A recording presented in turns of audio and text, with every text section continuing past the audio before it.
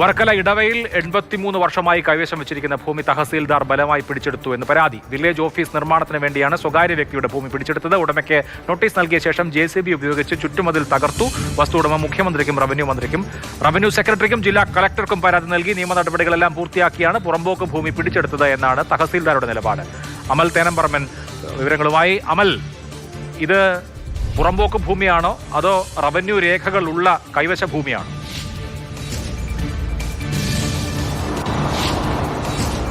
അഭിലാഷ, ആ ഭൂമി 83 വർഷമായി കൈവശം വെച്ചിരിക്കുകയാണ് ബീന കപൂർ എന്ന് പറയുന്നയാൾ.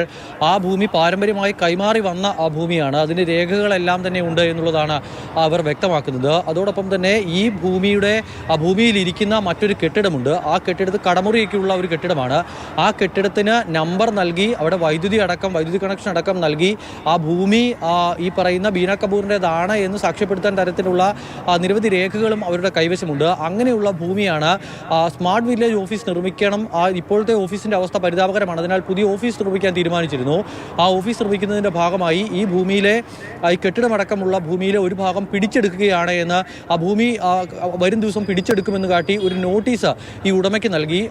നിയമ നടപടിക്കുള്ള സമയം പോലും നൽകാതെ ആ ഭൂമി JCB കൊണ്ടുവന്ന് അതിൻ്റെ ചുറ്റുമതിലടക്കം തകർത്ത് പിടിച്ചെടുത്തു എന്നുള്ളതാണ് ഈ പരാതിക്കാരൻ പറയുന്നത്. മുഖ്യമന്ത്രിക്കും അതോടൊപ്പം തന്നെ റവന്യൂ മന്ത്രിക്കും പരാതി നൽകിയിട്ടുണ്ട്. കോടതിയിലും ഈ വിഷയവുമായി ബന്ധപ്പെട്ട് നിയമ നടപടികളുമായി പോകാനാണ് ബീന കപൂർ തീരുമാനിച്ചിരിക്കുന്നത്. തഹസിൽദാരോട് ഒരു സത്യവാങ്മൂലം നൽകാൻ കോടതിയിൽ നിന്നും നിർദ്ദേശമുണ്ട് എന്നുള്ളതാണ് മനസ്സിലാക്കുന്നത്. ഈ പറയുന്ന 83 വർഷമായി കൈവശം വെച്ചിരിക്കുന്ന ഭൂമി തങ്ങളുടേതാണ് എന്നും കൃത്യമായ രേഖയുണ്ട് എന്നും ബീന കപൂർ പറയുന്നുണ്ട്. പക്ഷേ നിയമ നടപടികളെല്ലാം പൂർത്തിയാക്കി നോട്ടീസ് നൽകിയാണ് ഈ ഭൂമി പിടിച്ചെടുത്തത് എന്നുള്ളതാണ് തഹസിൽദാർ വ്യക്തമാക്കുന്നത്. എന്തായാലും ഈ വിഷയവുമായി ബന്ധപ്പെട്ട് റവന്യൂ മന്ത്രിക്ക് നൽകിയ പരാതിയിൽ അന്വേഷണം നടക്കുമെന്നുള്ളതാണ് അവരിപ്പോൾ പ്രതീക്ഷിക്കുന്നത്.